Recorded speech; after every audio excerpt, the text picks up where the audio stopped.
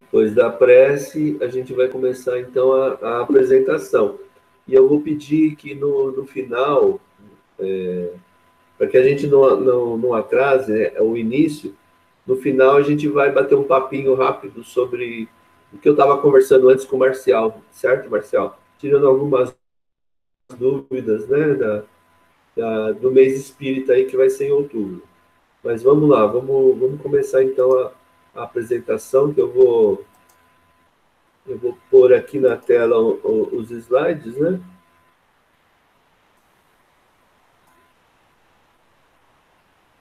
Se chegar alguém na reunião, vai ter que eu mesmo abrir, né?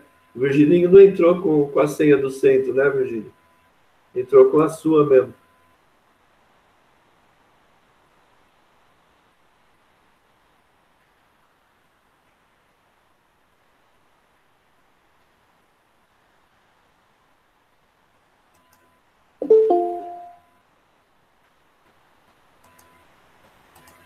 Por sinal, tá chegando gente.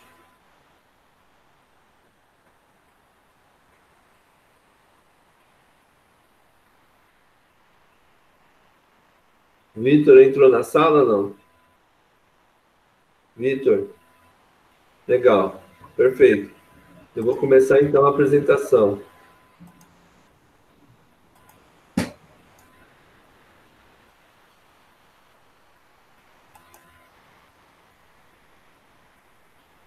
O pessoal tá enxergando bem? Tá visível?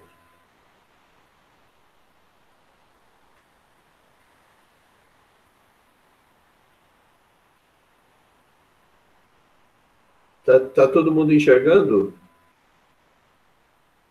Sim, João, tá tudo bem. Tudo certinho. Beleza, então. Então vamos lá.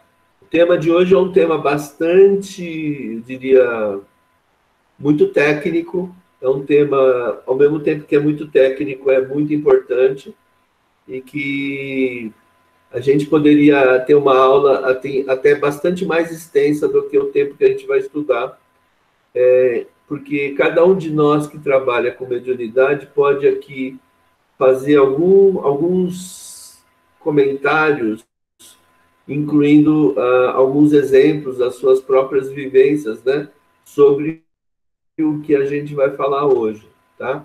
Então, vamos lá, vamos começar então.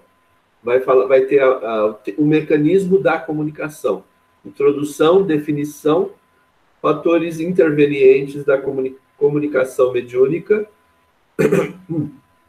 comunicação de entidades de baixo padrão vibratório através de médiuns estudiosos e disciplinados.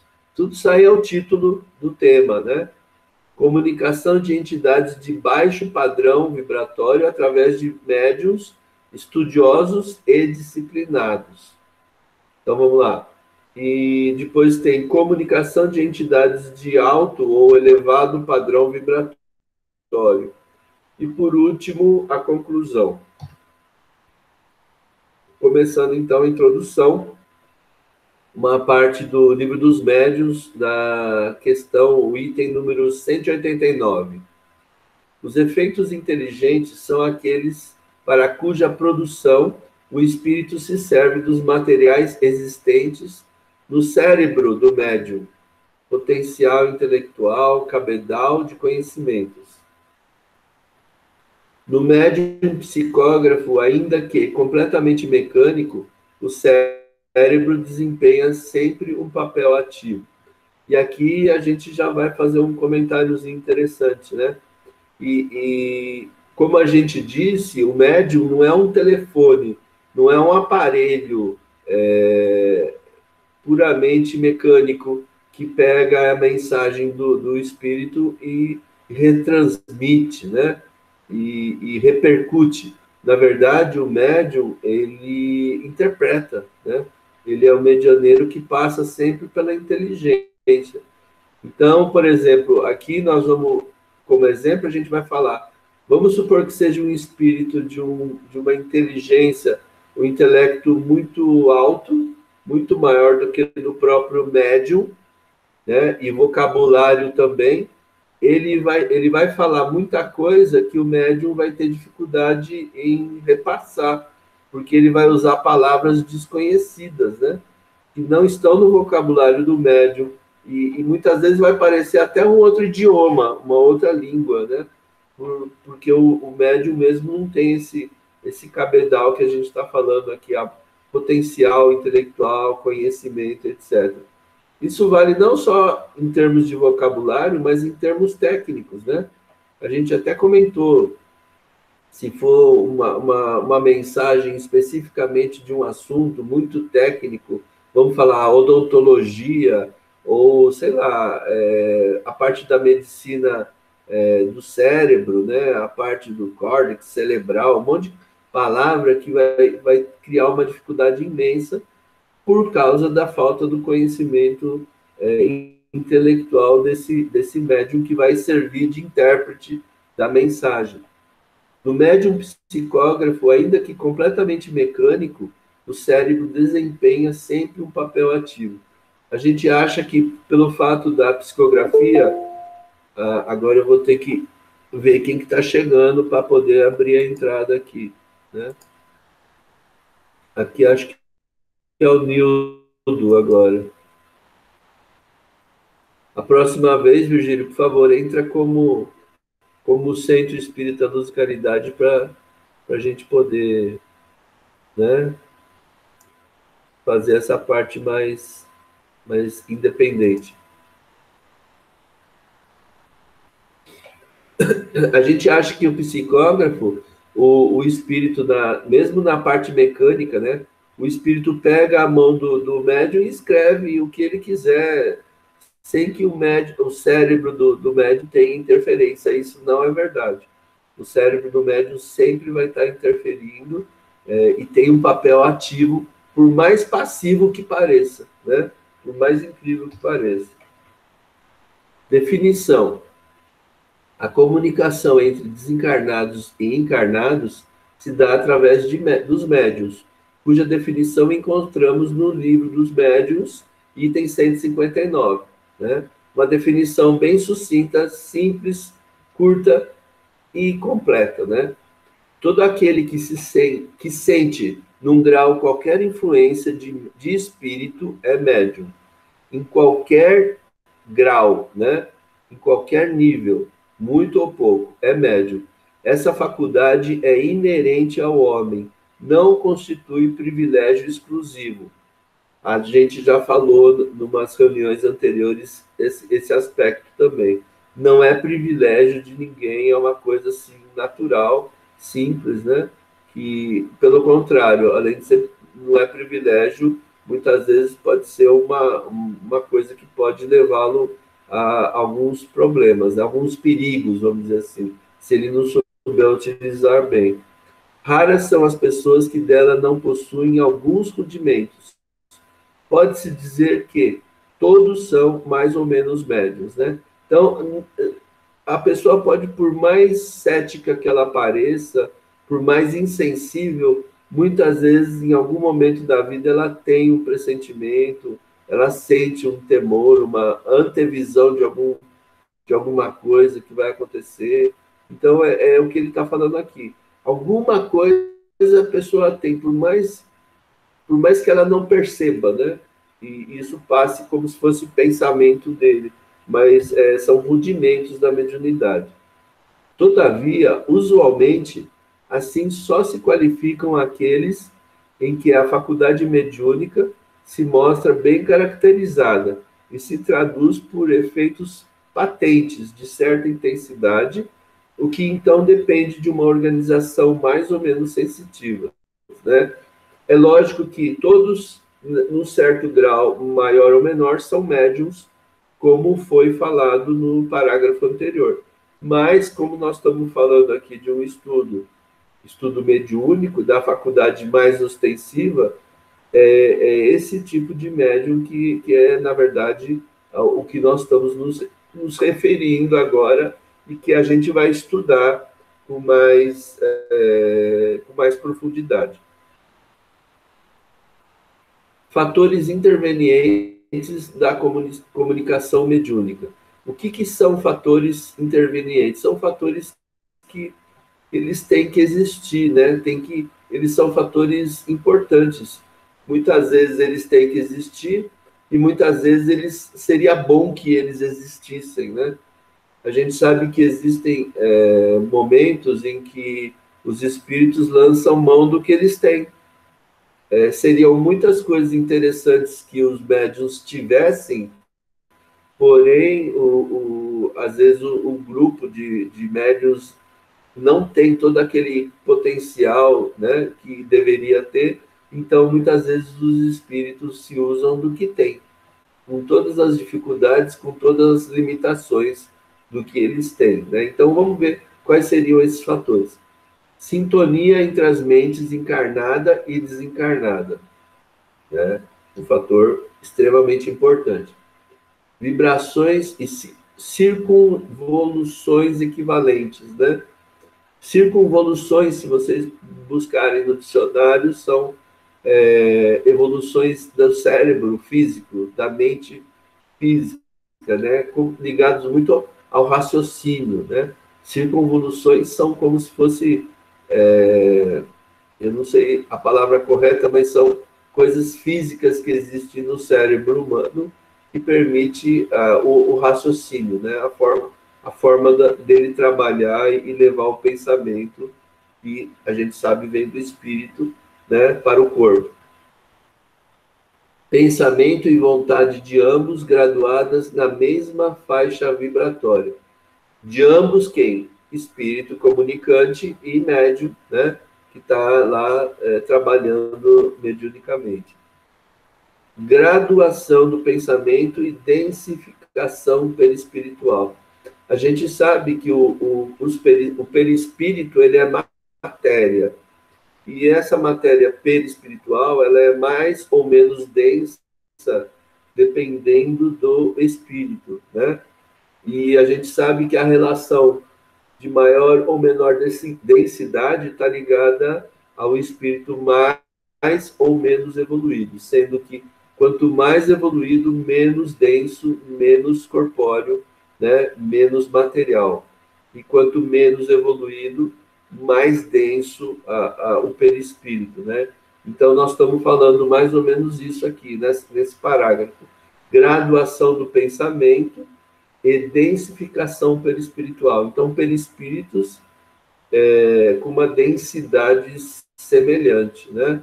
Semelhante, próxima, alguma coisa do gênero. Desejo do espírito em se comunicar, né? Não adianta ter todas essas condições anteriores e o espírito não querer se comunicar. Pode ser um momento importante, o mentor está tentando convencê-lo que ele tem que se comunicar, que seria muito bom que ele se comunicasse, mas ele tem que ser convencido, porque se ele não quiser, não tem conversa, né? Ele pode até ficar lá envolvido e totalmente ligado para a comunicação, mas se ele se negar, acabou, não tem como rolar a comunicação. E da mesma forma, o médium também tem que ter a vontade do médium, né? O médium, ele tem que estar lá aberto, ele tem que estar de uma forma pronta e aberta para receber aquela comunicação que está chegando de fora, né? De um espírito que não é o dele. Então, as duas vontades são importantíssimas, né? Tanto do espírito quanto do médium. Permissão das entidades espirituais superiores que dirigem os trabalhos mediúnicos. Da mesma forma que o médium e o espírito comunicante precisam querer, os mentores também precisam permitir, né? Deixar que isso aconteça. A gente sabe que tem situações na comunicação, na reunião mediúnica, em que o espírito está lá, vamos supor, um espírito que desencarnou há pouco tempo, e algum médium vidente observa aquele espírito, e até, às vezes, um mentor pode dar uma comunicação e dizer, olha, ele está aqui, mas ele ainda não está em condições de se comunicar, Então, ele está recebendo a parte fluídica, né, que vocês estão fornecendo, mas ele não deve se comunicar, ou seja, não existe, nesse caso, a permissão das entidades espirituais superiores. A gente sabe, às vezes a gente se engana, né? O dirigente espírita, o que a gente chama de, entre aspas, doutrinador, ele é o dirigente material. Porém, quem dirige, quem estabelece a sequência das comunicações, os espíritos que vão comunicar, toda essa ordem, eles vêm dos dirigentes espirituais, que não são os materiais, né? Os materiais vão lá cumprir o que foi determinado pelo alto, pelos espíritos superiores. Agora, esse título, assim, bastante extenso, né? Comunicação da entidades de baixo padrão vibratório através de médiuns estudiosos e disciplinados. É importante que esse título seja extenso, por quê? Porque a comunicação de entidades de baixo padrão vibratório, ela pode ocorrer de várias formas, né? Ela pode ocorrer na rua, né? Ela pode ocorrer com alguém que está gritando na rua, desesperado, né? Uma pessoa que você percebe que ela está totalmente influenciada, que a sociedade chama de louco, sei lá, né? Então, isso existe sem nenhum preparo, sem nenhum estudo, sem nenhuma disciplina. O que nós estamos estudando é dentro dessa condição do médium estudioso e disciplinado.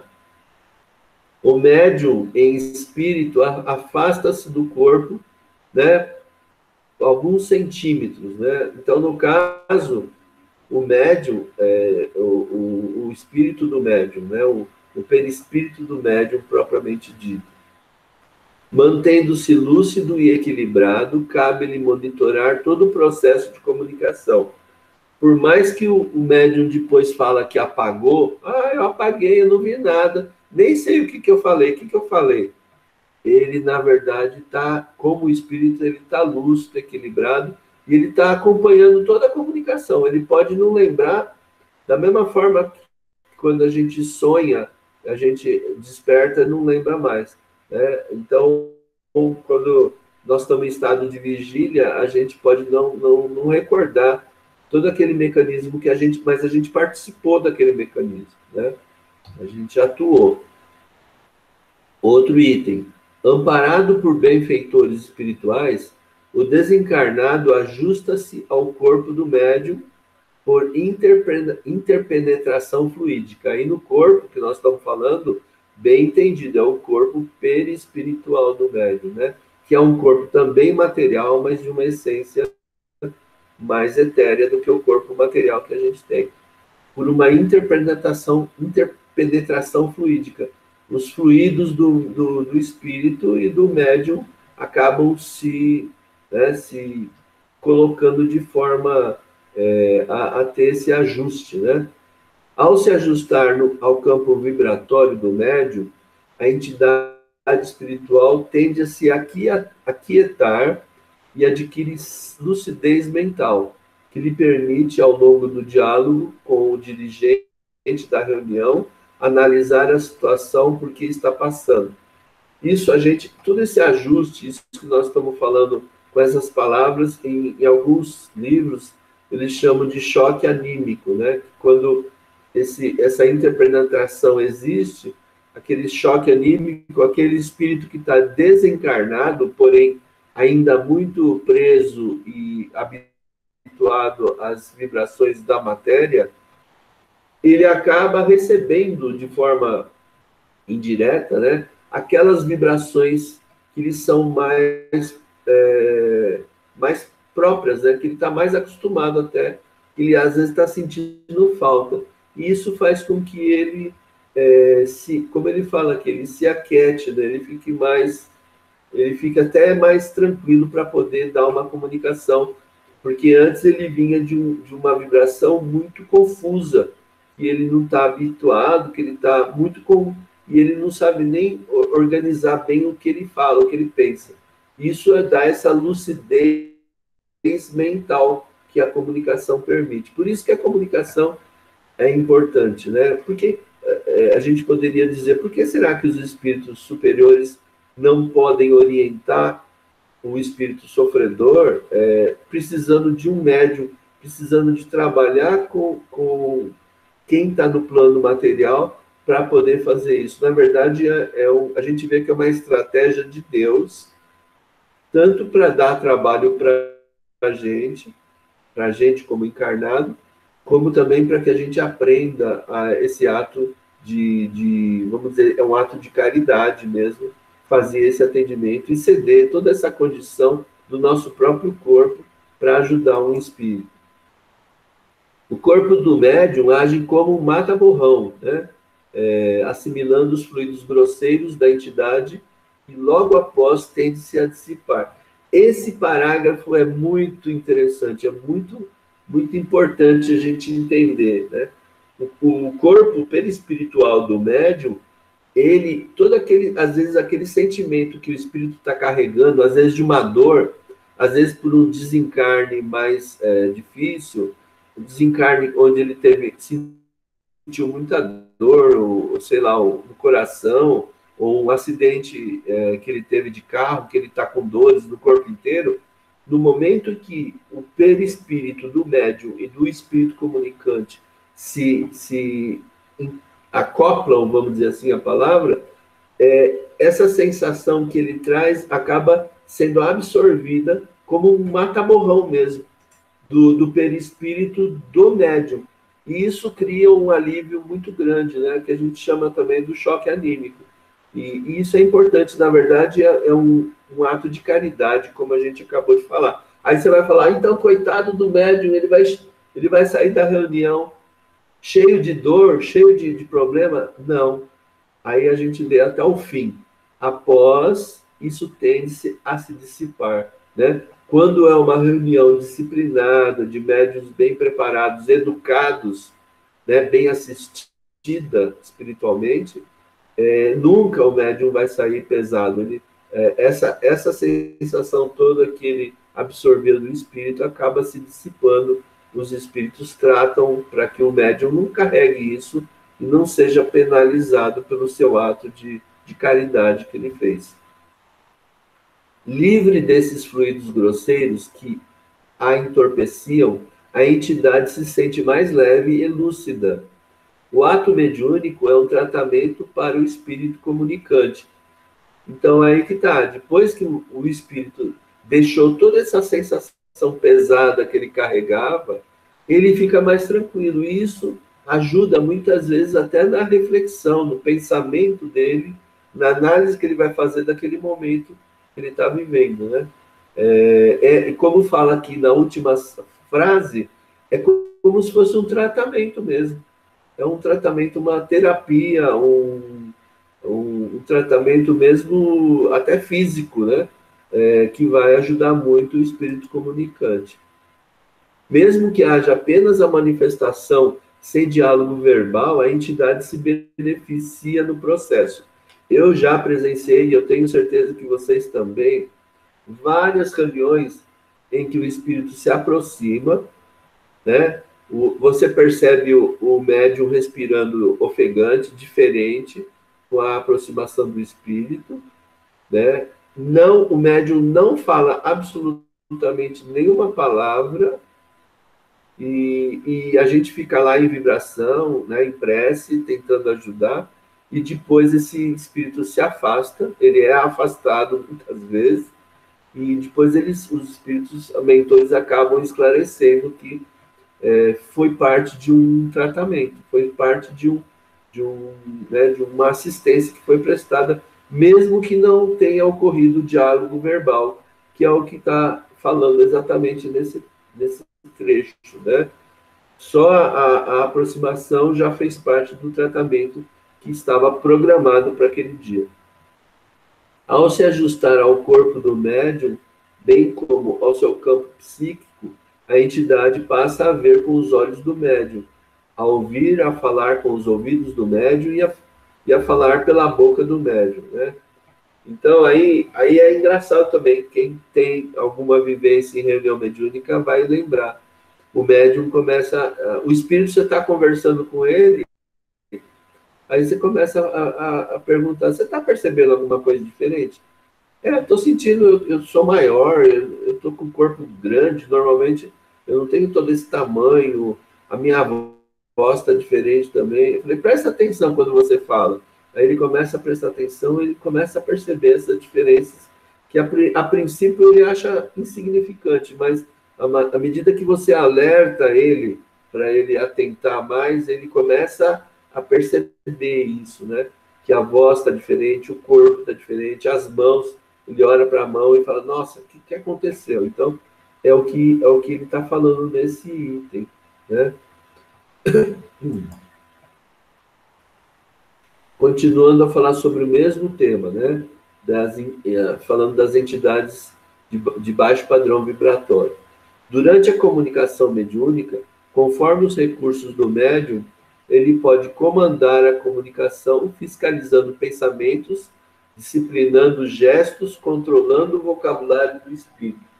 Gente, esse item aí, o C que nós acabamos de ver, ele é importantíssimo e ele deve ser enfatizado porque a gente vê em comunicações mediúnicas de centros onde os médios não estão de acordo da forma com que ele deveria estar disciplinado, estudioso, né, ou mesmo treinado e educado, a gente vê espírito não, médium socando a mesa, batendo, né? Médium, às vezes, espírito judiando do médium, jogando ele no chão, né? Batendo a cabeça dele na mesa. Exatamente isso, à medida que a gente estuda, que a gente entende esse mecanismo, a gente vai ver que isso, na verdade, é uma falta de educação do médium. O médium, por mais mecânico, por mais... a palavra, eu não estou lembrando agora, inconsciente que ele atue da forma da comunicação mediúnica, ele tem como dosar essas atitudes, tanto gestos quanto vocabulário, que é o que está falando aqui desse item. Gestos controlando o vocabulário. Por mais inconsciente que seja o médium, o espírito, se o médium for educado e tiver um moral elevado, o espírito não consegue falar um palavrão. Ele pode falar um monte e querer falar um monte, mas a moral do médium, ela atua de forma a cercear, a não passar essa informação.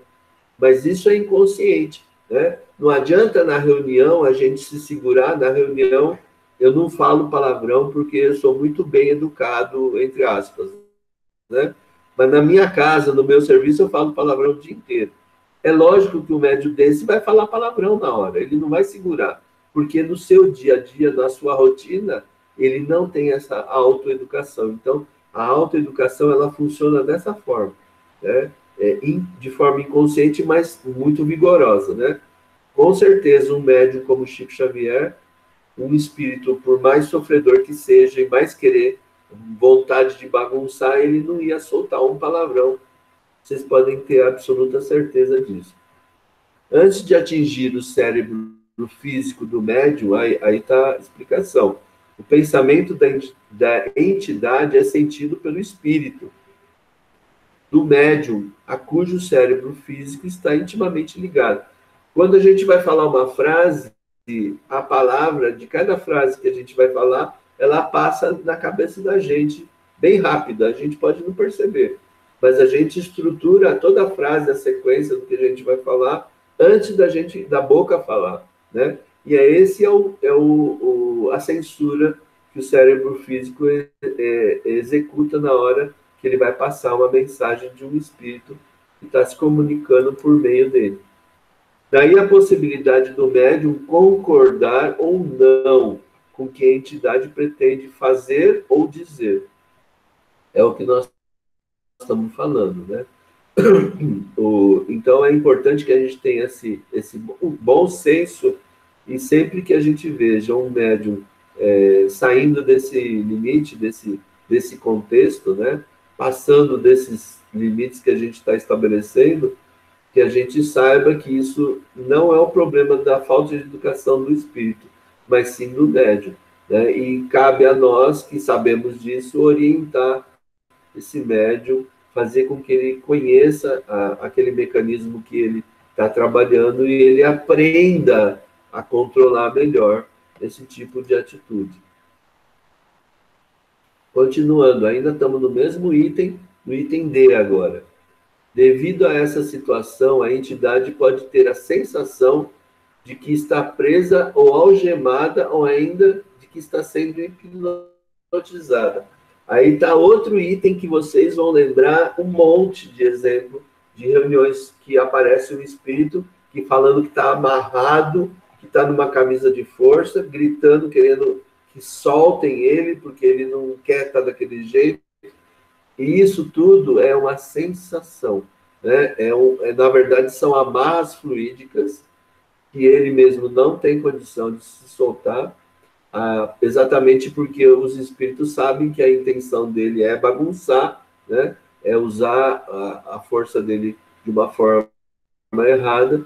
Então, à medida que ele mude o seu intento, né? Que ele pense em fazer outra coisa, não bagunçar, mas simplesmente se comunicar, essa sensação de amarração também vai desaparecer, né? Então, na verdade, tá amarrado, preso, na verdade, um efeito de uma causa que é ele querer bagunçar, ele querer destruir, tudo isso, né? A causa principal parte dele, portanto, ele tem que mudar o seu objetivo para que ele não se sinta amarrado como ele está. Normalmente, essas sensações decorrem da contenção cautelosa do médium espírito, em não permitir atitudes indisciplinadas do espírito comunicante. Nesse caso, tanto os espíritos mentores espirituais da reunião ajudam, como também o médium que está trabalhando naquela comunicação. O médium tem também um papel importante nessa contenção, né? Desse trabalho do espírito que queira bagunçar o coreto, vamos dizer assim, né? Agora vamos mudar um pouco, né? A gente falou tanto de espíritos, né, sofredores, de baixo padrão vibratório, talvez pela nossa similitude, né? Mas agora vamos falar dos espíritos de padrão elevado, de alto padrão vibratório. Os conhecimentos adquiridos pelo médium na vida atual e o espírito rico em conhecimentos latentes, obtidos em vidas anteriores, permite às entidades comunicantes dar o seu pensamento à vestidura da palavra que lhe corresponda ao desejo, né?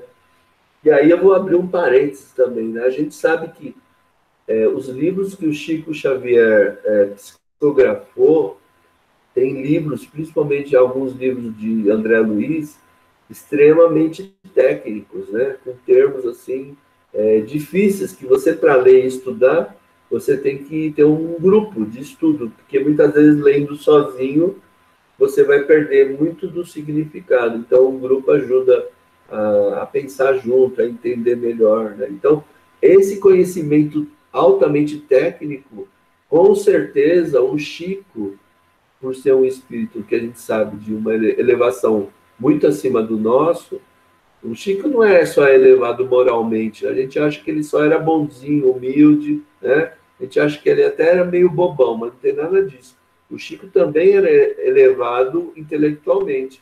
E muitos estudos que ele tinha como espírito, como espírito encarnado, de outras encarnações, foram utilizados para que ele pudesse ser um medianeiro de livros desse nível técnico que ele acabou psicografando.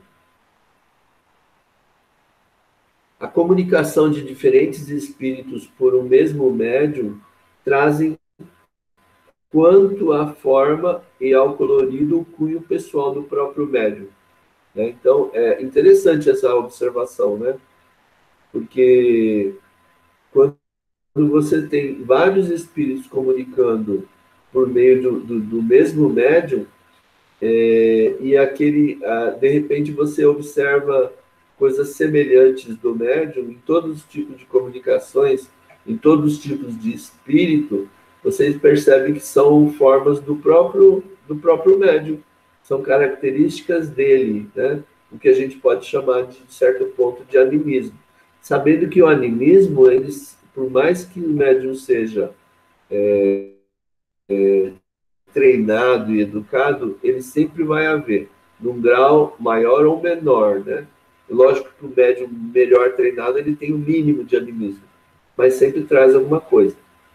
Em todas as comunicações, o médium exerce influência no tocante à forma, pelas qualidades e propriedades inerentes à sua individualidade, que é o que a gente falou, ele vai, né, sempre trazer alguma influência no formato da comunicação que ele está trazendo, né, mostrando um pouco da sua individualidade. Médiuns pouco adiantados tornam penoso o trabalho dos espíritos, que são obrigados a decompor os pensamentos e a lançar mão de formas incompletas, né? O espírito, quando ele tem um médium um pouco adiantado, ele é um espírito de luz, de conhecimento, de evolução, e ele precisa usar mão daquele médium um pouco adiantado, que é o termo que ele está usando aqui. Ele precisa ser muito mais detalhista, ele tem que até decompor o pensamento, seria usar mais palavras, né, modificando o vocabulário dele, que normalmente é mais rico, né? Com poucas palavras ele poderia definir o que ele quer passar, e ele precisa, às vezes, explicar com palavras mais simples, né? Decompondo a informação, o que dá mais trabalho, né? A gente sabe que os espíritos, eles usam o que tem disponível, e muitas vezes isso pode acontecer, né? Só tem aquele médium e nós vamos ter que usar ele mesmo, porque não tem outro, e aí o esforço dos espíritos, a dificuldade acaba sendo maior, né? Aí, chegando na conclusão, quanto mais evoluído, mais acelerado é seu estado vibratório, né? A gente sabe, a gente viu agora há pouco, mais evoluído é o espírito, mais etéreo, mais leve, menos material é o perispírito, né? Daquele que está comunicando.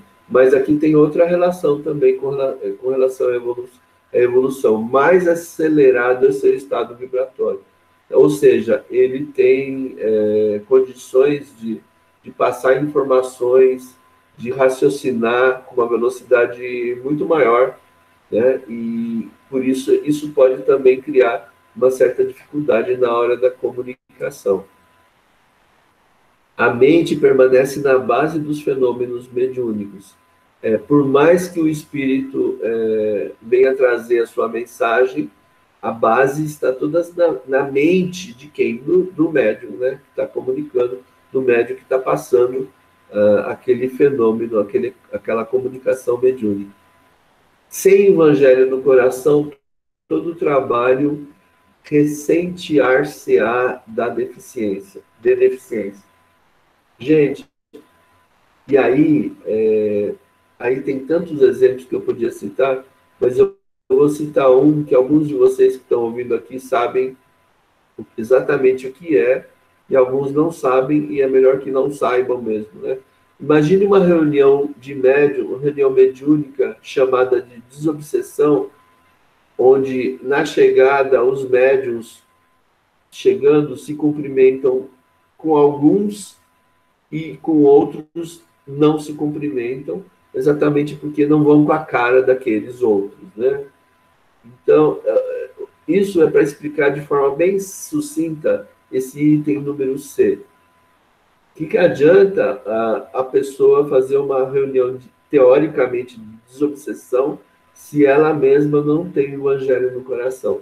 Esse tipo de atitude é básica de quem não tem o evangelho, de quem não trata os seus, né, pelo menos os seus parceiros, né, de trabalho mediúnico de forma igual, e isso acaba não tendo sentido nenhum, fazer aquela reunião, e ela jamais vai nem ser de desobsessão, só no título, né, na verdade. A prática evangélica aprimora o coração. O conhecimento doutrinário ilumina a inteligência e alarga o raciocínio, né? Tudo isso tem como conclusão do trabalho espírita, né? Trabalho mediúnico. A prática do que a gente faz tem que fazer bem, tem que mudar o nosso coração, tem que fazer com que ele evolua junto com o nosso conhecimento, com a nossa inteligência, com o nosso raciocínio, né? Então, o conhecimento doutrinário ilumina a inteligência e alarga o raciocínio. Isso é uma causa natural de quem desenvolve o conhecimento. Médium de boa moral e caridoso assegura a si próprio, graças ao seu elevado tom vibratório, a companhia de entidades elevadas. Isso também é questão de sintonia. A mediunidade é sintonia. O médium e a nossa vida, não só o médium, mas todos nós, né? Nós vamos estar acompanhados daqueles que mais se assemelham com nossa vibração, nosso pensamento, tudo aquilo que a gente cultiva durante o dia inteiro, não apenas na reunião mediúnica, né? Às vezes o cara acha que é a reunião mediúnica só, que ele deve ser vigilante, e isso não é verdade. É durante todos os dias, não só o dia da reunião, mas nem só na hora, né? E não só dentro do centro tampouco, né? Então, a evolução é uma questão de sintonia. Então, se ele quer ser bem assistido, ele que sintonize o canal correto, né? Médium descuidado ante a própria renovação interior é sempre um instrumento que dificulta o intercâmbio mediúnico. Da mesma forma, se ele não está preocupado com a sintonia durante o seu dia todo, né, ele também demonstra pouca preocupação, né, de renovação interior, e isso acaba sendo um resultado natural, o que dificulta o trabalho dele como médium, né, como esse intercâmbio que ele tem que realizar tanto na reunião do centro como durante toda a sua vida, né? Então, é importante que a gente tenha essa condição de médium, né? E não é só de médium, né? Quem já foi dirigente de reunião, aquele que conversa com o espírito, né? Como alguns que estão aqui presentes, inclusive eu, sabe que é muito importante esse equilíbrio, né? Essa ligação vibratória, para que a gente, na hora H, sinta o auxílio dos espíritos superiores, a inspiração do correto, do argumento correto a levar para o espírito comunicante, né? O próprio respeito do espírito comunicante, né? Ele respeita a gente não pelo título, né? Eu sou o dirigente da reunião, mas pelo moral que a gente demonstra, não só na reunião, mas como espírito, né? Que nós somos também. E com isso a gente fecha a parte teórica do dia, né?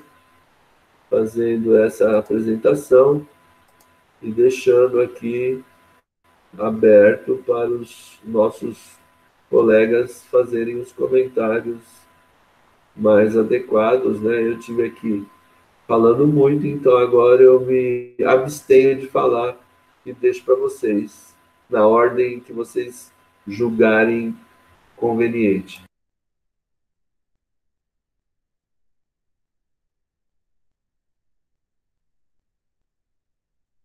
João, vamos deixar, por uma questão de cavalheirismo, as mulheres pronunciar primeiro? O que você acha? Pode ser, né? Eu, como um bom espírita, Virgílio, eu não vejo ninguém por gênero, tá? Para mim é tudo igual, mas tudo bem.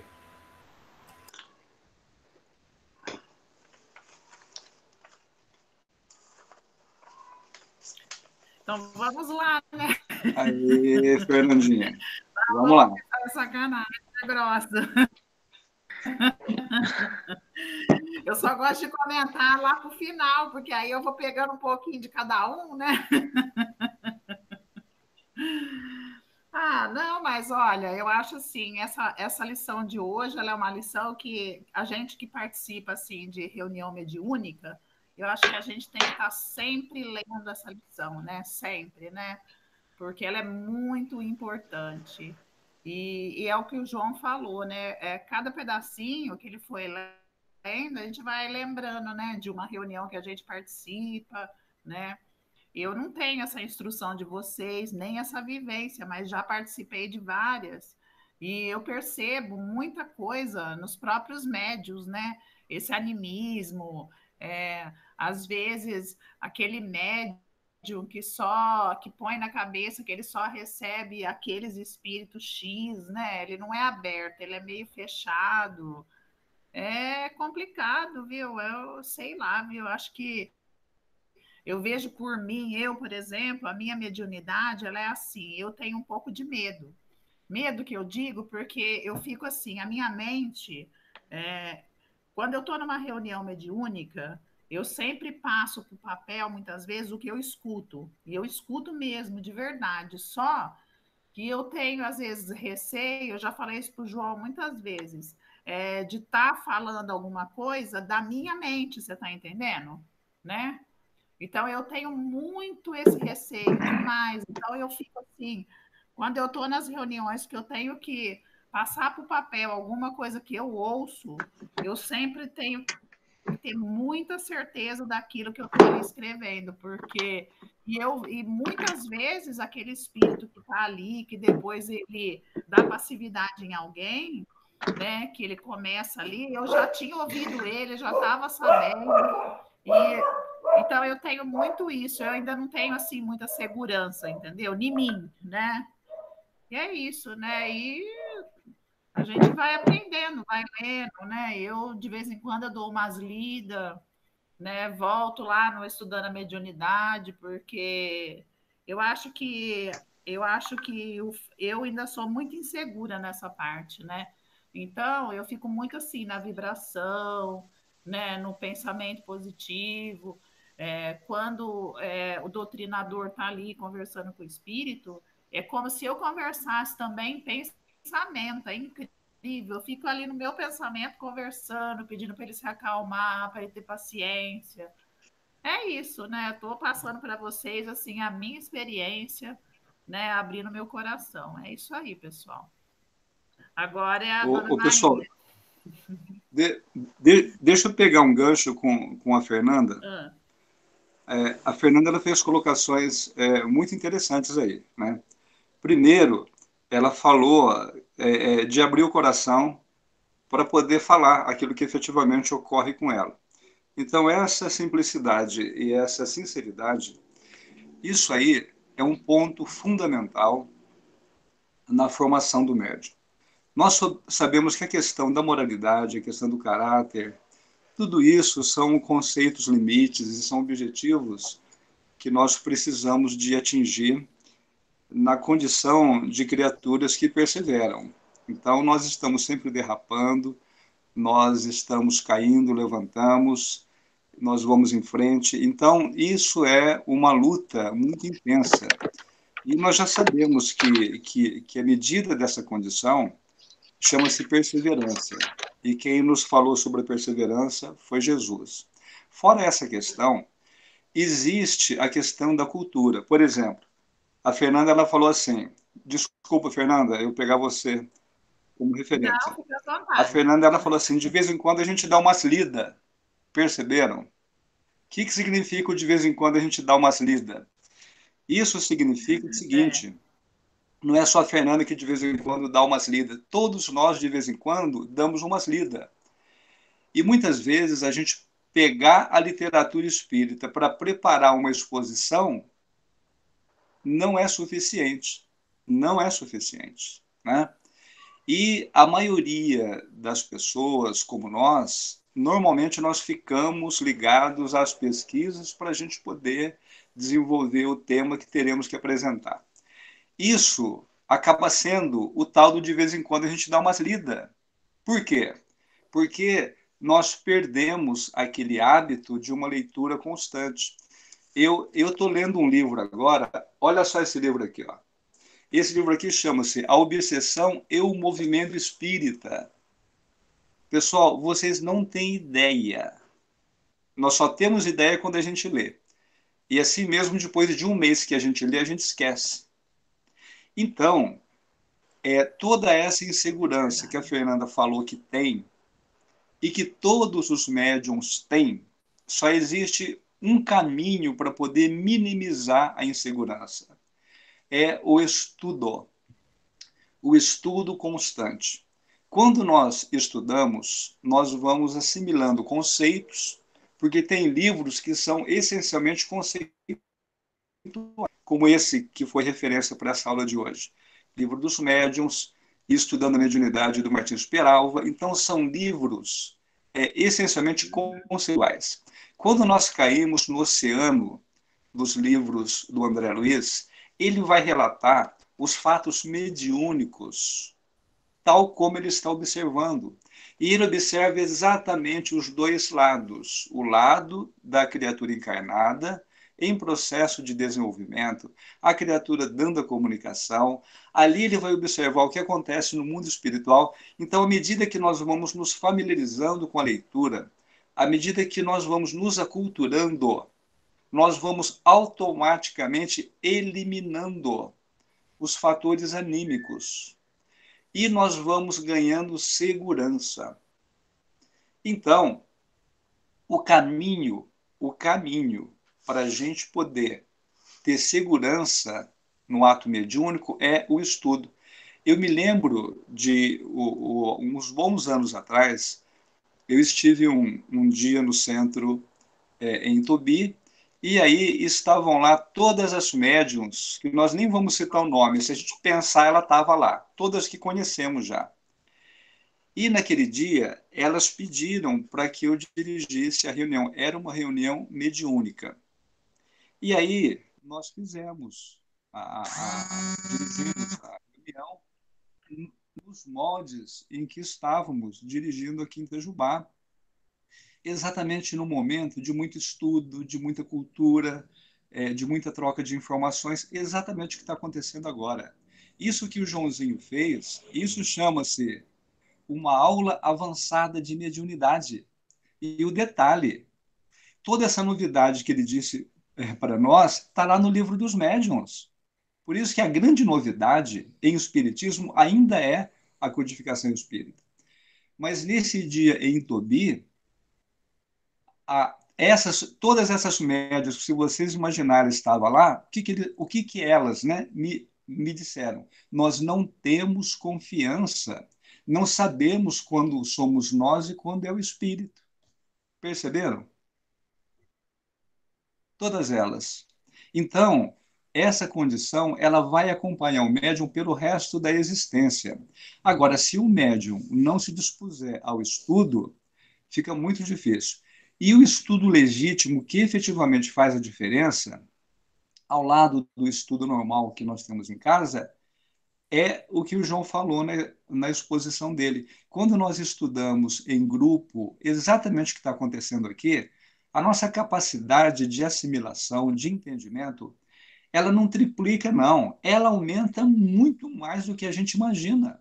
Por quê? Porque são aspectos em que os comentários eles são carregados de conhecimento e de emoção. Então, todos nós expondo aquilo que nós conseguimos assimilar, com a emoção que carregamos por estar aqui aprendendo, isso faz a diferença. Isso faz com que o grupo crie uma psicosfera que envolve todo mundo, independente da distância que nos separa. Então, o estudo ele é realmente o caminho, nas mais variadas modalidades. Aí nós começamos a diminuir os efeitos anímicos da nossa condição mediúnica. Né?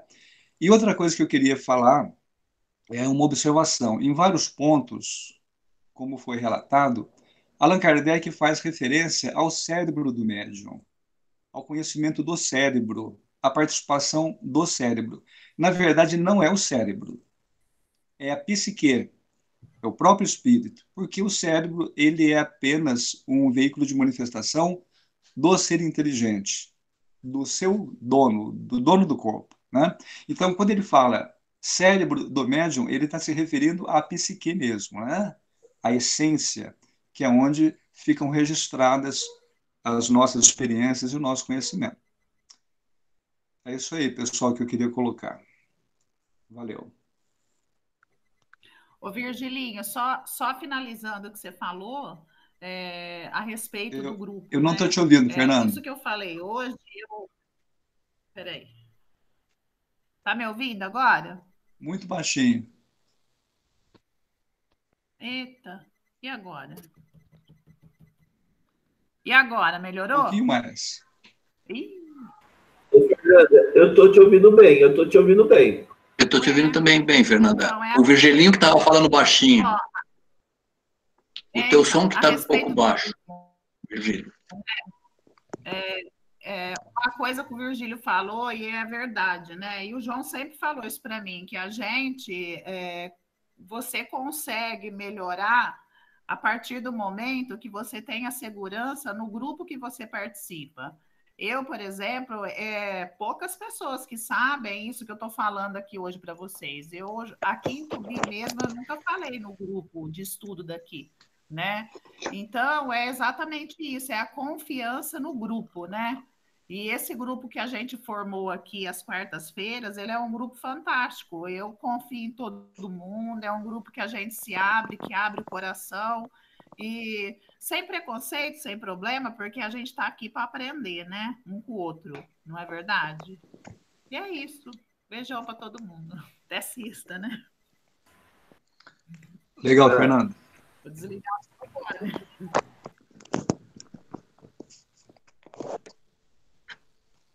Oi. Pode falar? Ixi, acho que não está ouvindo nada. Peraí. Oi, Nesta, estou ouvindo. Estamos te ouvindo, sim. Está ouvindo? Pode falar, Nesta, pode falar. Oi, João, você Sim, falou ouvindo, muito bem. sim. Está ouvindo? O João falou muito bem, clareou bastante aqui a minha mente, que está numa confusão só. Mas então, completando um pouco aí o que o Virgílio falou, hoje, para mim completar essa tua apostila, João, eu peguei o de Vermont, mediunidade, mais nos domínios da mediunidade, né? Então, eu estava me analisando. A minha mediunidade é de prova, né? Eu vim aqui porque Deus foi bom e me deu uma chance. E essa chance que Deus deu, chegou aqui, o que aconteceu? O livre-arbítrio, o que o filho do Virgílio falou lá atrás. E só agora eu vou acordar para fazer a escola e chegar onde eu já cheguei, né? E é uma mediunidade de prova, eu cheguei a essa conclusão certa pelo tipo de incorporação que eu tenho?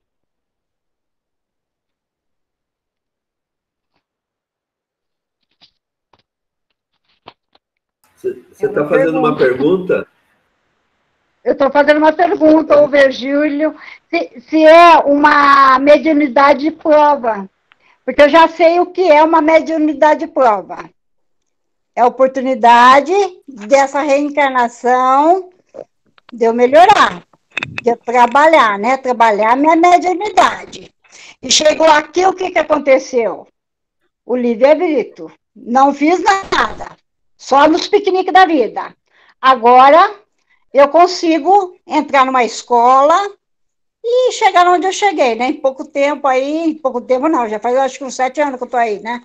E chegar onde eu cheguei trabalhando na desobsessão. Foi uma mediunidade de prova? É isso que eu queria saber, assim, se eu li certo, se eu entendi o que eu li na aula de hoje. Uma perguntinha só antes. Pessoal, eu estou ouvindo vocês baixo. Vocês estão me ouvindo baixo também? Não. Agora não mais. Eu estou te ouvindo normal. Nós estamos te ouvindo bem também, Virgílio. Perfeitamente. Agora está normal. Olha só, Nesta. Essa pergunta que você fez, com certeza todo mundo tem como contribuir para a gente poder responder ela de uma forma satisfatória. Existem determinados conceitos nos centros espíritas que são conceitos distorcidos, né? E isso vai passando de geração para geração. Por exemplo, eu sempre ouvi o seguinte: isso é mediunidade.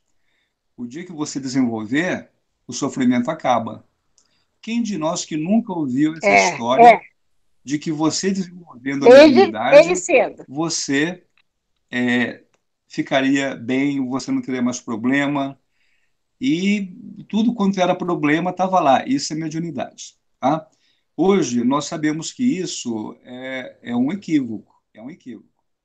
Aliás, o que existe no meio espírita é o que existe em qualquer lugar. A pessoa ouve alguém falar de uma forma muito bem estruturada e pega aquilo como verdade. E às vezes a pessoa que está falando, ela também ouviu de outro. E nós nunca vamos na fonte, nunca pesquisamos, e os erros eles vão se propagando. Então, um outro conceito que muitas vezes nós temos, e ele acaba sendo relativamente distorcido nesta, é essa questão da mediunidade de prova também, né? Por quê? Porque depois de algumas décadas no meio espírita, a gente começa a perceber certos conceitos. Então, olha só, de todos os médiuns que eu conheci, convivi nos últimos, digamos, 40 anos, são pessoas absolutamente normais, como você, eu. Eu lembro o Marcel quando começou a desenvolver a mediunidade dele, enfim, são pessoas comuns. Então, eu diria para você, em rápidas palavras, que essa tal de mediunidade de prova, na verdade, ela não existe. Porque o que acontece, que eu sinto, é o seguinte: quando nós somos preparados para exercer a mediunidade, é porque a mediunidade ela será uma ferramenta de trabalho para nós. Normalmente, nós temos essa ferramenta de trabalho para que a gente possa desenvolver o trabalho mediúnico na casa espírita. Isso, para nós, acaba sendo muitas vezes uma prova. Por quê? Porque a partir do momento em que nós vamos desenvolvendo a nossa mediunidade, ou seja, desenvolver a mediunidade, nós poderíamos tomar como sinônimo, nós vamos começar a desobstruir os canais psíquicos. Então, esses canais, eles passarão a ser desobstruídos, permitindo que as entidades se utilizem do nosso instrumento físico para que elas possam se manifestar. Então, ninguém recebe a incumbência da mediunidade para trabalhos particulares em sua casa. Normalmente, a pessoa ela tem na programação dela o vínculo com uma instituição, no caso nosso, uma instituição espírita. E é o que você falou, Nesta. A pessoa, ela fazendo uso do livre-arbítrio dela, juntamente com outras questões difíceis que as contingências da vida pode proporcionar, ela acaba protelando aquele compromisso. Só que os canais mediúnicos, eles vão, a seu tempo, eles vão se exacerbando, eles vão se desobstruindo. Da mesma forma que chega numa idade, o dente de leite começa a nascer, de repente depois é o dente permanente, e chega uma outra idade em que o cabelo nasce, outro cabelo cai. Então, existem etapas na nossa existência em que os fatores de natureza biológica eles vão acontecer. E nós sabemos que a mediunidade ela tem uma interface também orgânica, onde o próprio organismo ele vai permitir o seu desenvolvimento. É uma faculdade espiritual, psíquica, mas também estamos vinculados ao corpo. O desenvolvimento do corpo está também vinculado ao momento em que ela vai eclodir. E às vezes a pessoa vai protelando, os canais mediúnicos vão se desenvolvendo, de acordo com o cronograma espiritual, aquela altura, ela já era para estar sendo orientada numa instituição espírita, ela já deveria ter determinado conhecimento, ela não tem ainda. Isso começa a atropelar o processo ela não tem ainda uma estrutura de conhecimento, de cultura, às vezes nem de moralidade, e ela acaba estabelecendo uma sintonia natural com entidades que vão, digamos, explorá-la, e aí caracteriza-se uma situação muito complexa que as pessoas, à primeira vista, pode falar lá, aquilo ali é uma mediunidade de prova. Percebe? Tal o sofrimento, tal a situação em que a pessoa se vê envolvida em função de uma série de fatores que, na verdade, não era para acontecer, né? Então, a chamada mediunidade de prova, eu vejo dessa forma. Ela se torna penosa em função de uma série de questões que impedem a pessoa de proporcionar a ela um desenvolvimento natural. Agora, essas questões, normalmente, elas dependem da pessoa. Por quê? Porque se nós nos comprometemos com a mediunidade, existe um grupo de trabalhadores espirituais que vão nos dar assistência. Só que nós não estabelecemos uma sintonia com eles, mas com outras entidades mais necessitadas. E aí o problema vai ficar realmente muito grande, independente de sermos bem assistidos, porque quem estabelece a sintonia somos nós. Nós é que estabelecemos o padrão de sintonia e, consequentemente, as entidades que estarão mais próximas mentalmente de nós. Tá? Eu vejo muito por aí essa questão da chamada mediunidade de prova. Tá bom. Só uma opinião. Mediunidade nos foi dada não como um privilégio, mas como uma oportunidade de evolução, porque é um trabalho de caridade, de doação, porque o beneficiado é o espírito comunicante, como disse o João na explanação dele. E se é de prova ou de expiação, na verdade nós somos médiuns porque nós pedimos para que fôssemos, que tivéssemos trabalho, para que nós aprendêssemos alguma coisa, ou nos redimíssemos de alguma coisa que nós praticamos em vidas passadas. Se é de prova, se é de expiação, o médium não precisa se preocupar com esse conceito, com esse título, entendeu, mestre? É importante que você se dedique com amor, com dedicação e com gratidão pela oportunidade que está sendo dada a você. Verdade. Entendeu? Isso daí eu entendi. É isso aí. Não é verdade? Completou. Tá bom, obrigada. Agora, eu cheguei a essa conclusão. Chegou, né? Então, é uma grande oportunidade. Eu cheguei. Através de leitura, eu cheguei a essa conclusão. E eu costumo Obrigado, dizer... Marcelo. Nada, que é isso, mestre. Agora, a questão do animismo, eu tinha muito preconceito com o animismo. E eu tinha medo de estar sendo alvo de um animismo. Até um dia, aqui numa palestra, eu vou falar o nome dele e todo mundo vai falar que eu tô e que a gente idolatra ele, mas na verdade não é. É que ele está no auge da missão dele, que é o Paulo Henrique de Figueiredo. Numa das palestras dele, ele disse o seguinte, que ele fez toda uma dinâmica com a gente e perguntou como que se dá a comunicação de um espírito desencarnado. E ninguém sabia responder em poucas palavras. Muita gente deu opinião, outros fizeram um discurso, e ele virou e falou assim, o que vocês são? Somos espíritos imortais. E o espírito comunicante, o espírito desencarnado, é um espírito imortal. Então, através da mediunidade, a comunicação se dá de espírito para espírito. O cérebro é um órgão biológico que dá possibilidade é o canal do espírito controlar o corpo biológico. Agora, a questão do animismo. O Paulo Henrique de Figueiredo explicou da seguinte maneira: nós temos múltiplas personalidades, cada um de nós é uma multidão de personalidade. Por quê? Nós tivemos já múltiplas, milhares de encarnações, de reencarnações. E cada reencarnação que nós tivemos foi uma personalidade diferente. Como homem, como mulher, como preto, como branco, como japonês, como mongol,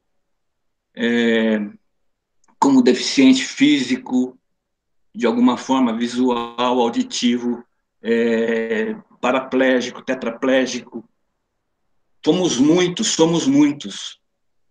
Então, o animismo, ele é, na verdade, uma forma que o espírito do médium tem, por mérito, receber um tratamento de algum problema que, nessa encarnação dele como médium, está atrapalhando a reencarnação dele. Então, é trazido, é difícil de explicar. O espírito do médium, faz uma regressão àquela reencarnação passada e faz tipo uma psicoterapia para poder resolver um problema que ele carrega desde aquela reencarnação e que está influenciando e atrapalhando a reencarnação atual como ele está ali como médium. É uma possibilidade de um animismo. Não podemos dizer que não existam médiums que se aproveitam disso. Aí é mistificação, não é animismo. Aí é mistificação do médium. Ele cria toda uma situação e coloca para fora. E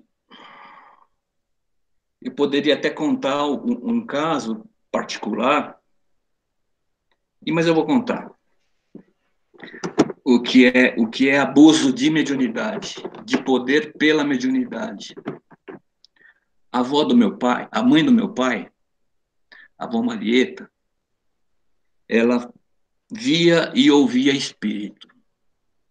Só que ela era a católica, apostólica, romana, carola, beata de sacristia, de casa de padre.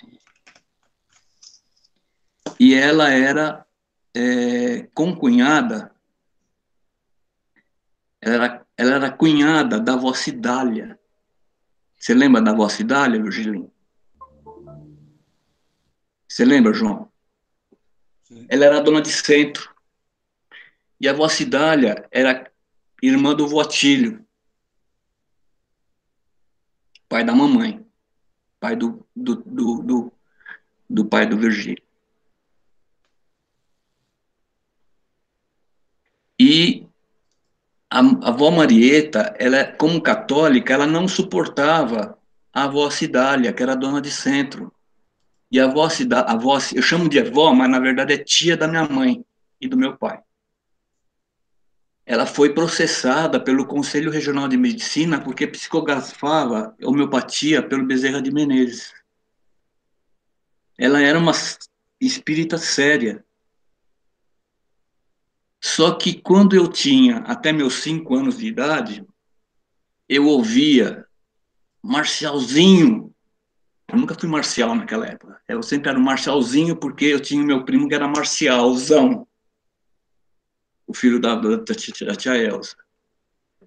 E eu ouvia, você não pode fazer isso, porque você tem que ser bonzinho, porque você é a reencarnação de do obsessor da avó Marieta.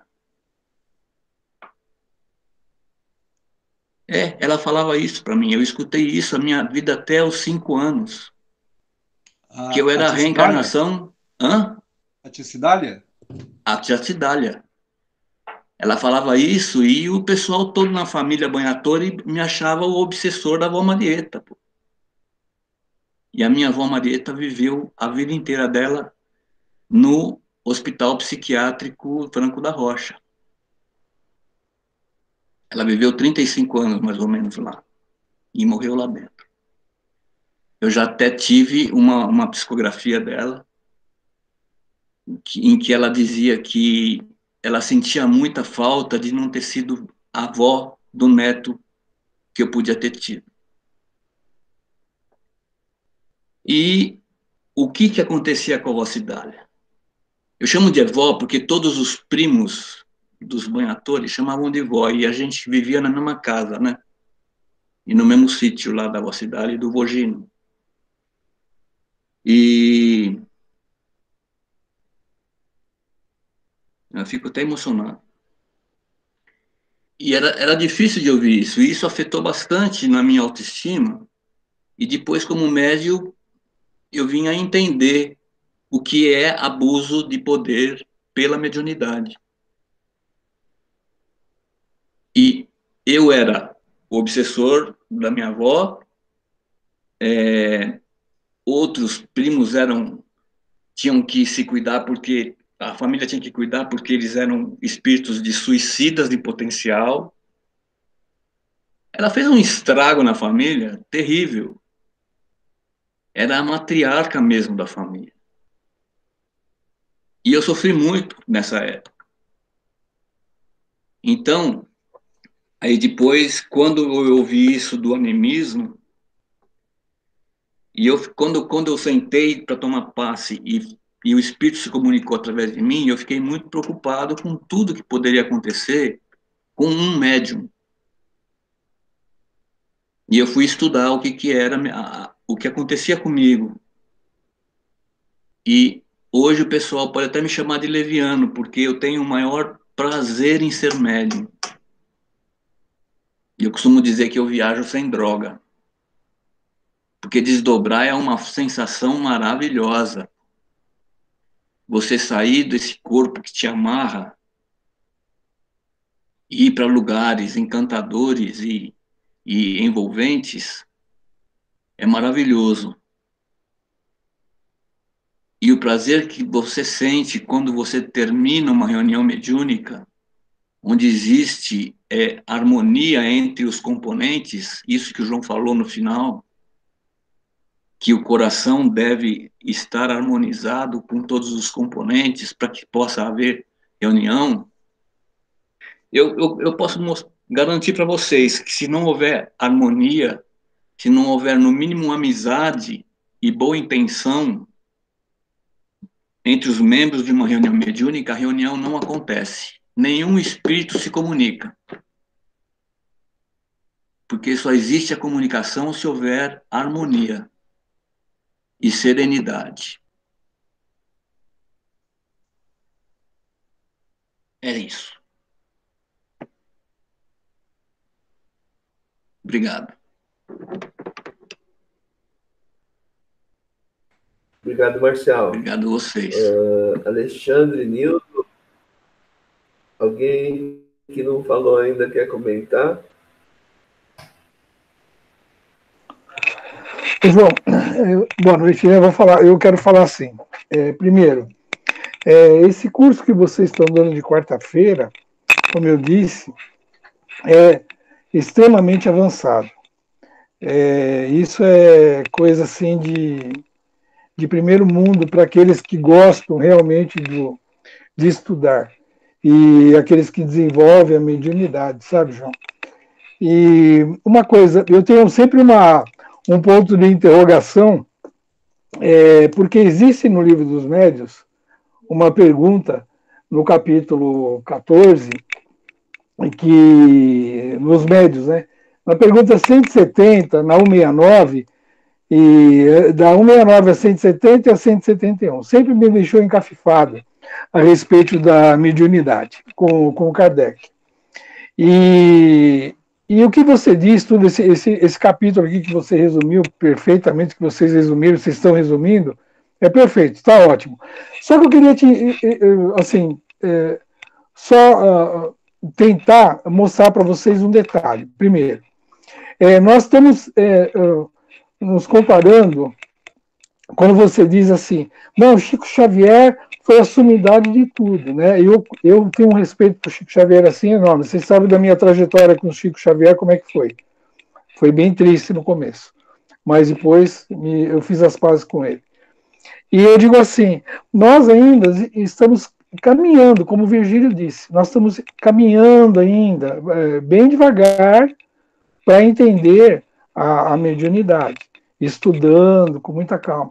A gente não pode, quando entramos num mundo de mediúnico, para estudar primeiro, né, que a primeira coisa que o cara quer saber, ele quer ser médio, ele quer chegar no centro, já ser médio, já querer da comunicação, não. É primeiro o estudo, para a gente poder se controlar, entender o que a gente está fazendo, que é o principal de tudo. Mas assim, nós temos que um pouco mais não se comparar com a moral de Chico Xavier, porque se a gente tentar chegar na moral de Chico Xavier, a gente tem um susto na hora, principalmente aqueles que nunca estudaram esse curso maravilhoso que vocês estão dando, a gente leva um baque. Pô, peraí, porque ainda nós estamos caminhando na moral, né? Então, a minha preocupação é essa, porque vocês estão fazendo um trabalho, eu fico um pouco triste, porque as pessoas não estão participando, são poucas pessoas, eu sei que o pouco, a qualidade e tal, mas assim, eu gostaria que muita gente prestasse atenção no que vocês estão fazendo, aquilo que vocês estão tentando passar, para muitos centros espíritas. Eu de vez em quando eu vou em outras casas espíritas, eu digo assim, não para... Eu gosto de ir para ver qual a finalidade da casa espírita. O que eles estão fazendo com os espíritas, sabe? O que eles estão fazendo com os espíritas? E o que os espíritos estão fazendo com as casas espíritas? Então a pessoa fica preocupada e fica lá fazendo mensaginhas de não sei quem, de não sei quem, e de fulano e de ciclano, e esquece disso que vocês estão fazendo, esse estudo maravilhoso, sabe? A gente esquece da codificação, a gente esquece da principal parte, essa parte de mediunidade, isso é uma coisa fantástica, porque o pessoal hoje, eu não entendo, o pessoal fica só naquele mimimi, naquelas conversinhas que não tem nada a ver. E esse estudo fantástico que vocês estão passando para nós. A Nesta fez uma pergunta maravilhosa, porque ela começou a entender, ela foi uma médium que primeiro veio e ela foi atrás procurar o que ela precisava fazer.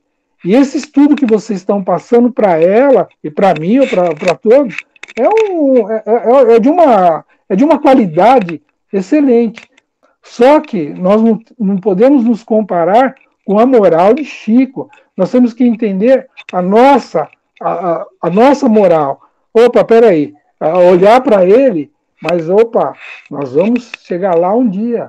Mas nós temos que seguir o nosso caminho. A gente dá nossas derrapadas, como a Fernanda até falou, a gente dá a nossa escorregada, eu dou, todo mundo dá, porque tem hora que a gente fica nervoso com as coisas. A gente não tem o controle de falar, puxa vida, mas tudo bem, vamos lá. Então, eu digo assim, o que vocês estão fazendo com esse estudo é maravilhoso, mas o nível dele, é para quem já está lá no sabe, pós-graduação mesmo. É pós-graduação, é perfeito. Não entenda como uma crítica, é um modo de eu entender o que está se passando. Tá? Assim, comparar com o Chico Xavier moral dele toda hora, é duro, é um baque para a gente, sabe? É um baque muito grande. É um baque, é que nem Kardec. Quando você começa a estudar Kardec, você lê Kardec, ele tinha uma moral super ótimo, beleza.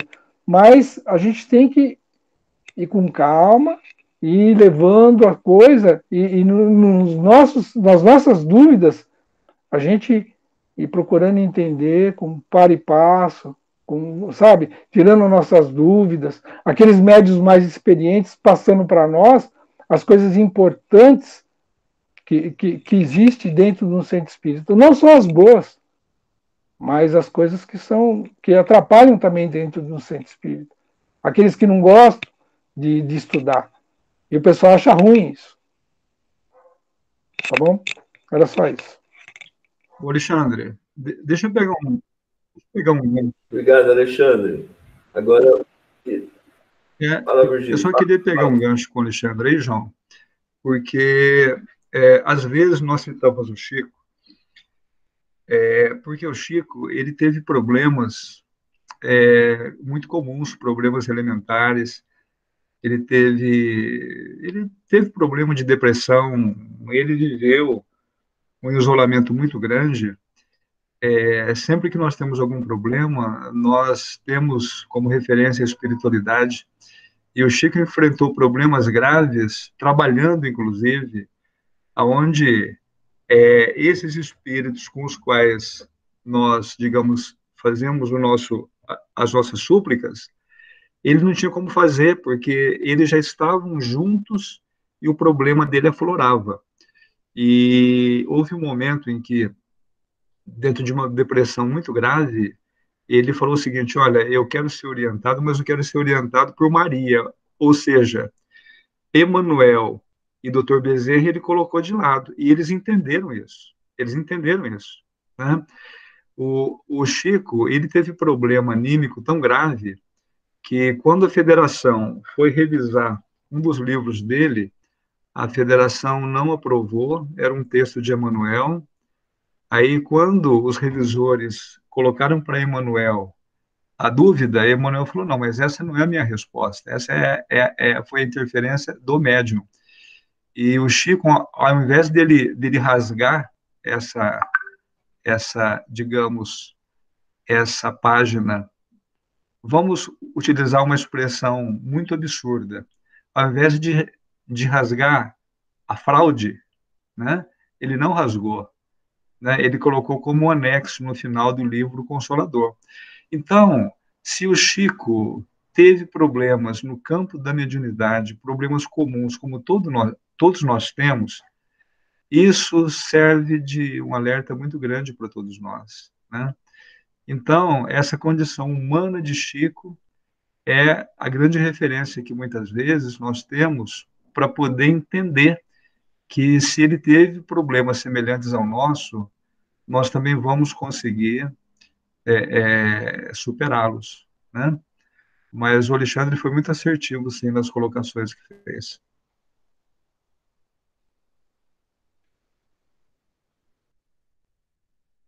Legal, então. Tem alguma coisa a João, só complementar. Virgílio, é assim, ó, o meu livro de cabeceira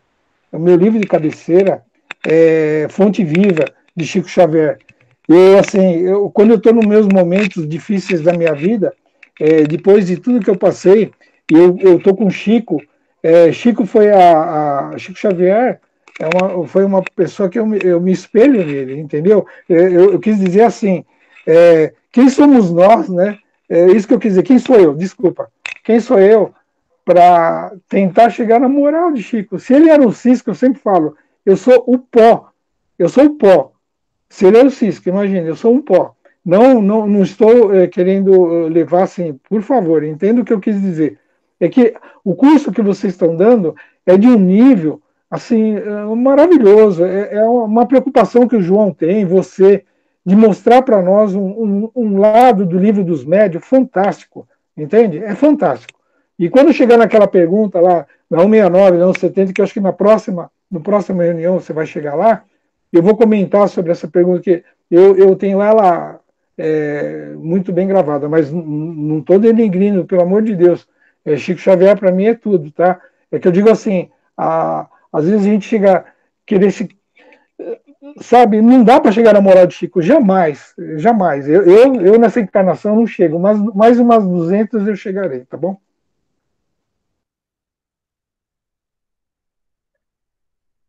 Boa noite a todos. Quem dera, né? Tomara que em umas 200, eu já penso um pouquinho mais, né? Mas assim, né? Eu achei Tá cada vez mais, né? Eu sou otimista, Nildo. Eu sou otimista. Cada vez mais, né? Assim, venho a ter esse entendimento, né? Que só através realmente do estudo sério, né? Que a gente consegue crescer. E em tudo na vida, né? Se você quer ser um bom engenheiro, você tem que estudar. Se você quer ser um bom professor, você tem que estudar, né? Então, eu acho que cada vez mais nós temos que ter isso como um ponto básico, né? E que o estudo é a base de tudo, e quanto mais você estuda, mais você se aprimora, mais você tem aquilo como verdade, né? No meu entendimento, assim, nós temos conversado bastante no centro, eu faço parte de reuniões mediúnicas, acho que por misericórdia de Deus, o pessoal, sei, me colocaram nessas reuniões faz muito tempo, já até antes de eu fazia escola, né, e comecei a entrar, até eu contei na outra vez que eu entrei na escola de mediúnica, e depois hoje eu faço uma parte de cura. E eu acho que o animismo, essa preocupação com o animismo, ela faz parte do nosso desenvolvimento mediúnico. É através desse animismo que nós começamos, né, devagarinho, a começar a fazer uma comunicação mais para frente um pouco mais séria, né? Então, tudo isso é base de estudo. Eu acho que faz parte também. O que nós conversamos muito dentro lá de uma sala, assim, fala assim, olha, você está aqui de boa vontade e de coração. Então, fale o que o teu coração está mandando nesse momento. Então, e aí começa, né? Você começa, às vezes, a falar por um animismo e vem, né? E acaba se transformando numa comunicação. Então, por isso que eu falo que é sempre um crescimento, né? Agora, como o Vigílio expôs até nessa e na outra, né? É só através mesmo do conhecimento, como você também expôs lá em alguns textos lá, eu não vou lembrar exatamente a palavra que você falou lá, né? Pela essa instrução que você vai se aprimorando, e eu acho que aí os próprios espíritos vão te dando mais condições, né, de você começar a entender. E é isso daí, né, é um caminho, e a moral realmente, ela vem com o tempo, né? Não dá para se comparar, né, com outros, aí é um caminhar mesmo da vida que nós vamos chegando lá. É isso aí. Não vem com manual de instrução, né? É um caminhar, e aperfeiçoamento, né? Eu acho que é legal quanto mais você estuda, quando você começa a estudar, uma coisa que eu tenho percebido muito, porque os ambientes nós somos influenciados, né? O caso da Nesta que ele falou, quando você está consciente que você realmente é um médium você se protege, né? Porque as influenciações chegam até você no dia a dia, né? E você tem que ter aquele conhecimento para conseguir carregar isso para o dia do seu trabalho, para o dia do centro. Enfim. É isso aí. Obrigado. Obrigado, Nildo. Obrigado, Nildo. Deixa eu fazer um comentário breve antes da gente terminar. Tentar fazer um arremate aí, né? Que falou-se muita coisa. O que a Fernanda falou é muito importante, né? O entendimento, o entrosamento entre os componentes de uma reunião mediúnica, inclusive o Marcial falou com bastante propriedade, até a amizade, né? A ligação que a gente tem um com o outro de se conhecer é muito importante, porque o médium, ele vai dar passividade ou não de acordo com o nível de confiança que ele sentir no grupo. Se ele tem um grupo que as pessoas falam uma das outras, e ele vai dar uma comunicação, ele vai pensar, não, amanhã a outra vai chegar e falar, sabe o que a outra falou? Né? Imagine que absurdo. Então, esse nível de confiança, esse nível de amizade, até de amor, né, entre o grupo, é tão importante, porque a reunião mediúnica é um ser coletivo. A reunião mediúnica, e esse ser coletivo, ele tem uma personalidade própria, que cada membro compõe essa personalidade. Então, a gente percebe, quando a gente participa de um trabalho mediúnico por muitos anos, esse ser coletivo vai evoluindo, teoricamente, se cada um se esforçar, né? não evolui sozinho, não. Né? Tem gente que faz 20 anos a mesma coisa e não consegue ter discernimento para tomar as lições, os problemas como lições e aprendizado. Né? Então, esse aprendizado, a gente percebe o grupo crescendo, o nível das reuniões, das comunicações cada vez mais difíceis, né? O resultado dos trabalhos também crescendo, evoluindo. Então, é muito importante esse entrosamento, né? Agora, o que a Nesta perguntou, né, de reunião de mediunidade de prova, eu vejo a mediunidade como uma ferramenta, já até comentei isso. A ferramenta, para que ela seja bem utilizada, ela tem que estar bem afinada, ela tem que estar bem preparada, ela tem que estar prontinha para que ela tenha um uso cada vez melhor. A sua produtividade vai aumentar à medida que ela é bem usada, bem tratada, bem cuidada pelo médium, né?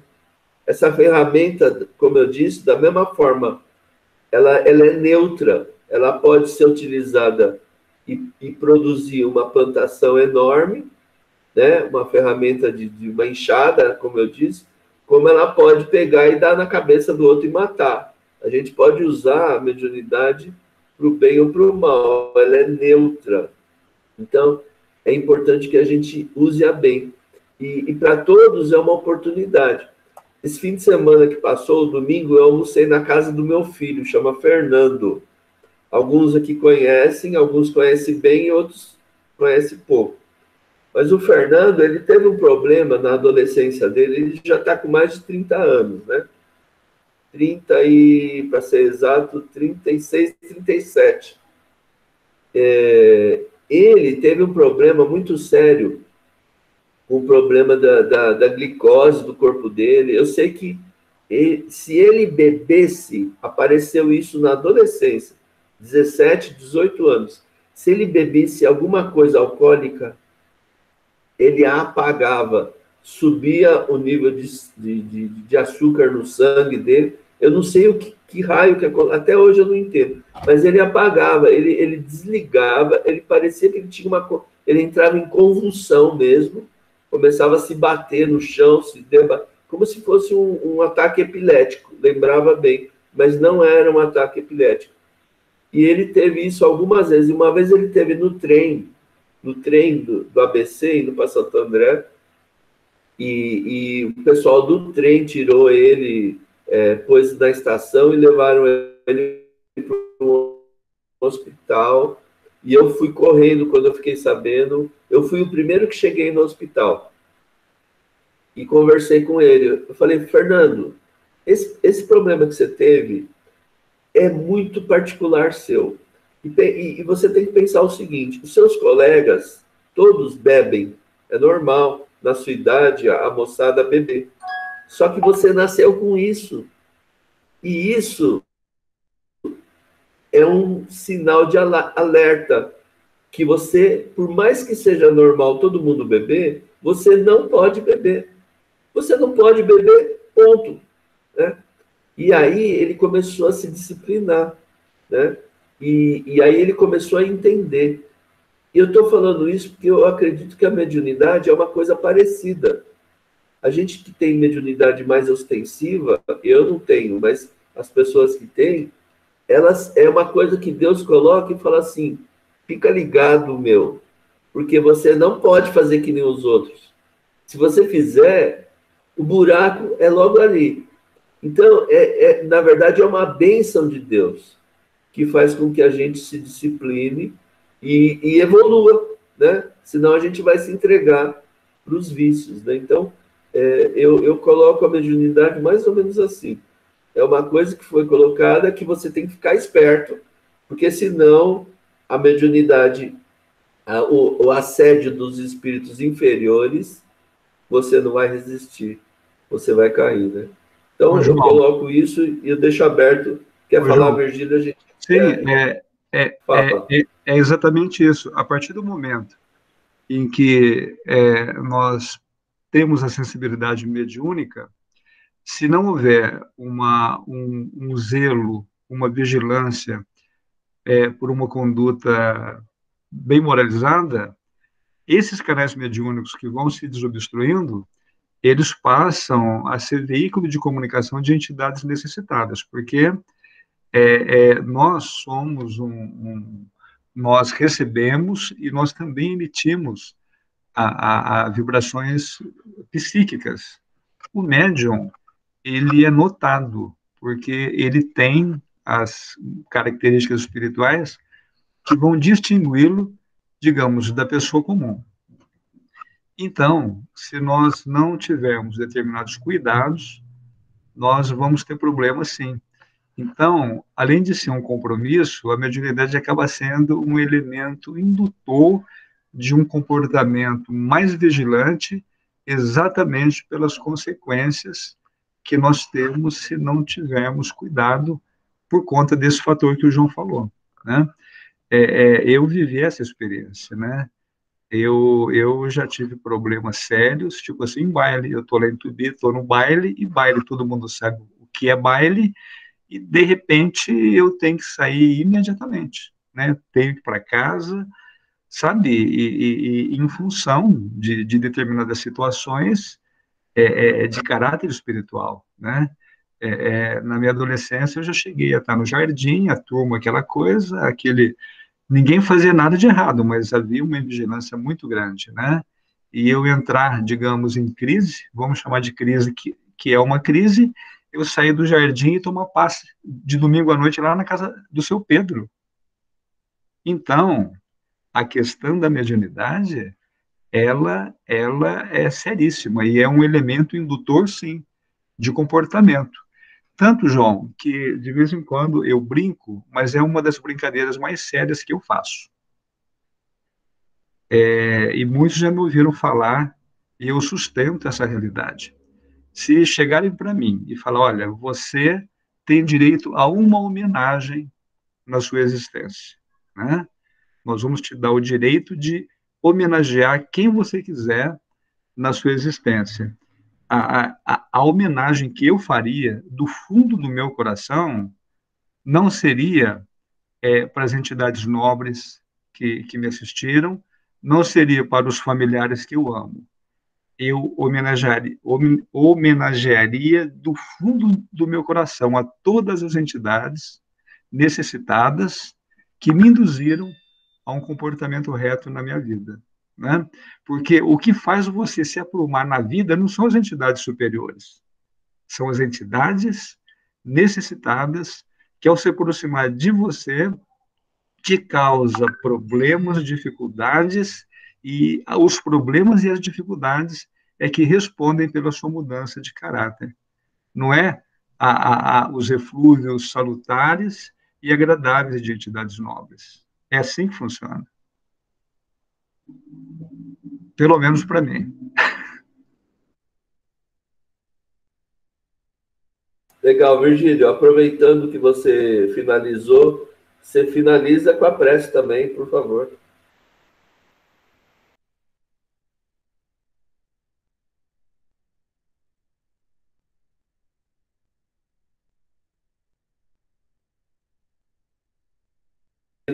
Abrindo seu microfone também, né? Tá. Os espíritos ouvem, mas a gente não. Então,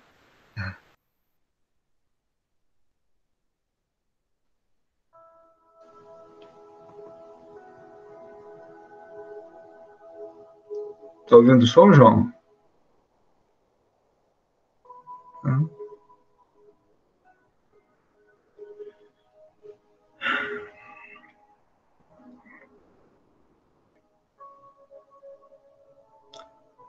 Divino Mestre Jesus,